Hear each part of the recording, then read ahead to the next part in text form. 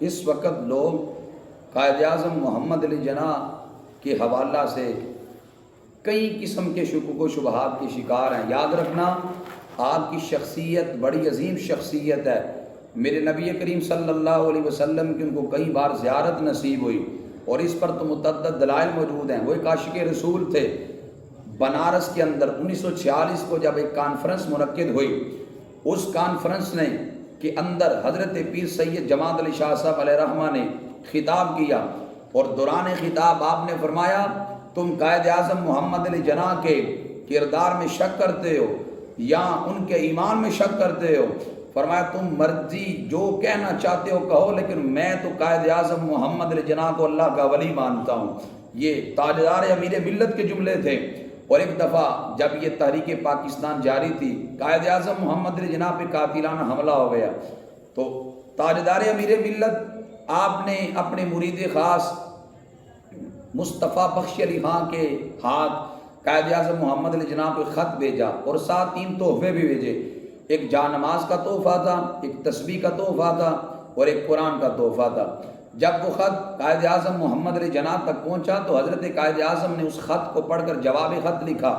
جواب خط کے اندر کہا پیر صاحب جب تک آپ جیسے لوگ ہمارے ساتھ موجود ہیں ہم پیچھے نہیں ہٹیں گے، ہم انشاءاللہ آگے بڑھتے ہی چلے جائیں گے۔ اور پھر کہا آپ نے 3 تحفے مجھ تک پہنچے۔ نمبر 1 آپ نے قرآن پاک مجھے دیا، تو قائد اعظم محمد علی جناح نے لکھا میں جانتا ہوں اس کا مطلب یہ ہے کہ میں قرآن پڑھوں گا تو میں لیڈر بن سکتا ہوں، اگر قرآن کی تعلیم حاصل نہ کروں تو میں سچا لیڈر نہیں بن سکتا۔ اور قائد اعظم محمد علی جناح نے کہا پیر سید جماعت علی شاہ صاحب علیہ رحمہ سے کہا حضور آپ نے جائے نماز اس لیے بھیجا ہے کہ میں رب کے آگے جھک کر رب کی مانوں، جب میں رب کا حکم مانوں گا تو لوگ میری بات بھی مانیں گے۔ تو قائد اعظم محمد علی جناح نے کہا میں جانتا ہوں آپ نے تسبیح اس لیے بھیجی کہ میں ذات رسول علیہ السلام پہ درود پڑھوں گا، اور کہا حضور میں آپ کو گواہ بنا کے کہتا ہوں کہ آخری سانس تک ذات مصطفیٰ پہ درود پڑھتا ہی رہوں گا۔ پتہ چلا قائد اعظم محمد علی جناح ایک سچے عاشق رسول تھے۔ اور مت کوئی سمجھے کہ قائد اعظم محمد علی جناح شاید ان کا اس جماعت سے تعلق ہے جو گستاخ صحابہ ہیں۔ حضرت قائد اعظم محمد علی جناح جہاں نبی پاک کی آل سے پیار کرتے تھے وہیں نبی پاک کے اصحاب سے پیار بھی کرتے تھے۔ قائد اعظم محمد علی جناح اکثر طور پر مسلم یونیورسٹی علی گڑھ کے اندر جو تھی وہاں کے طلباء کو ملنے کے لیے جاتے۔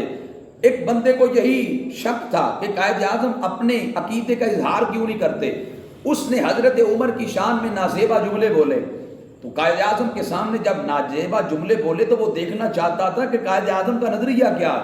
جب قائد اعظم محمد علی جناح نے دیکھا کہ اس نے حضرت عمر کی شان میں نازیبا جملے بولے تو قائد اعظم محمد علی جناح فرمانے لگے ٹیل می مائی بھائی if you take حضرت عمر out of the Islamic history، فرمایا what then is left of it۔